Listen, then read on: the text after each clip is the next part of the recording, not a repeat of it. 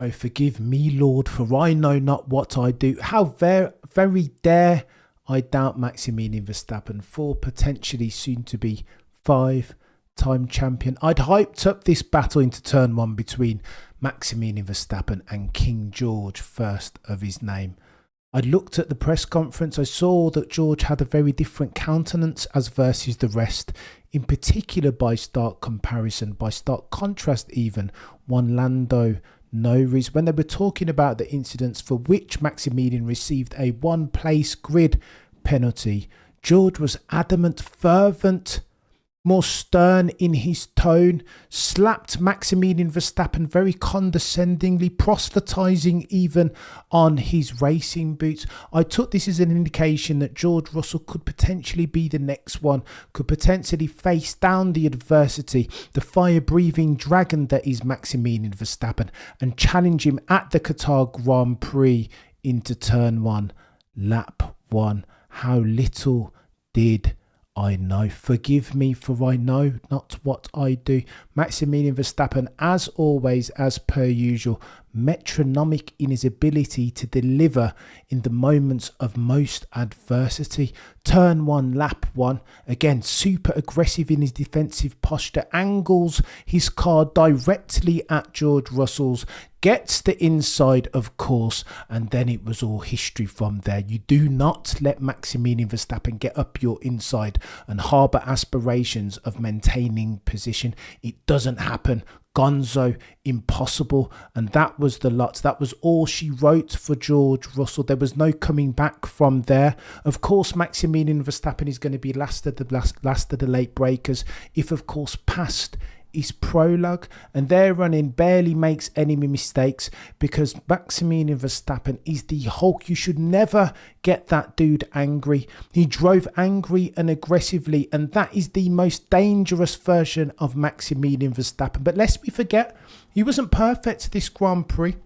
He did make a mistake, an uncharacteristic one, normally so dependable off the safety car restarts, off of the penultimate one, whereas he'd handled Lando Norris behind him so easily before. This time round, there was an issue with the safety car lights, and Maximilian Verstappen went a tad too early and had a massive snap oversteer.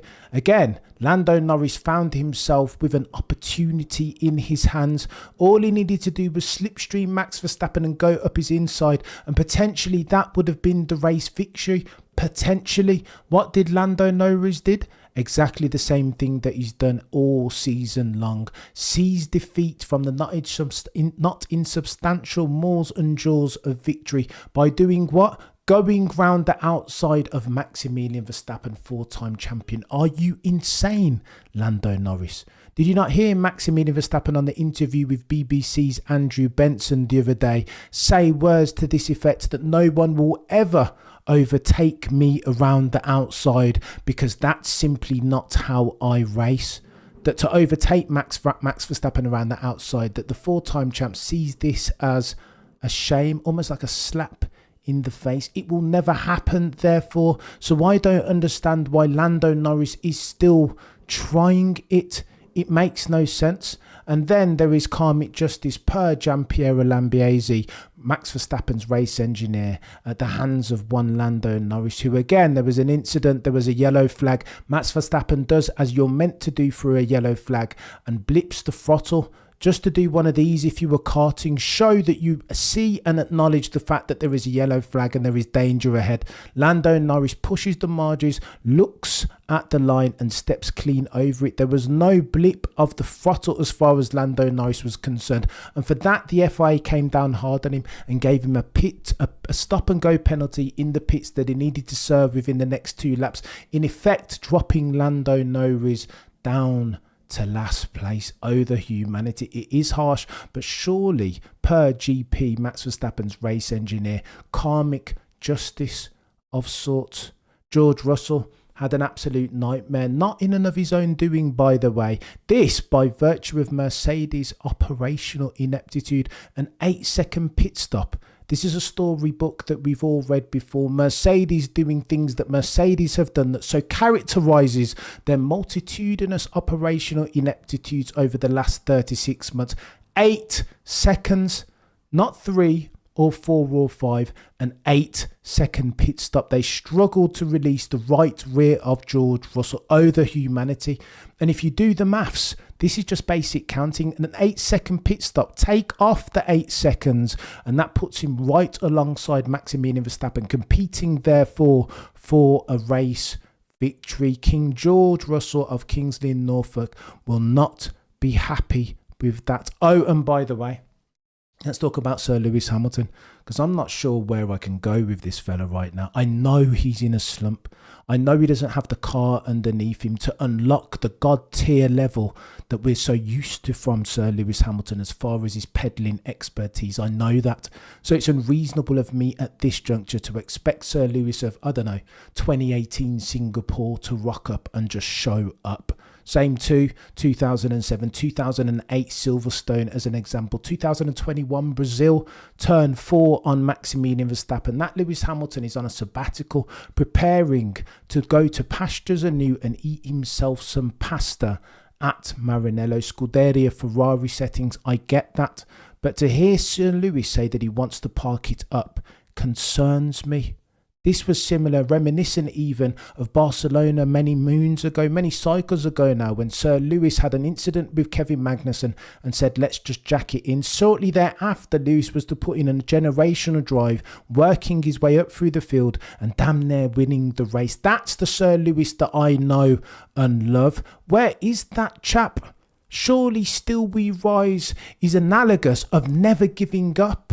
Those are some of the words that I hear Lewis oft trot out. So what is this business about wanting to park it up? And all weekend he's been similarly negative, saying that he doesn't care for it, he wants to pack it up, he can't wait to winter and go on holiday. And that, ladies and gentlemen, concerns me, because them aren't the fighting words that I would expect from Sir Lewis Hamilton, a fire-breathing dragon Sir Lewis Hamilton, going into Maranello alongside Charles Leclerc, because that's the dude who's going to need to turn up next year if indeed we harbour aspirations of seeing an unprecedented, record-breaking 8th Drivers' Championship.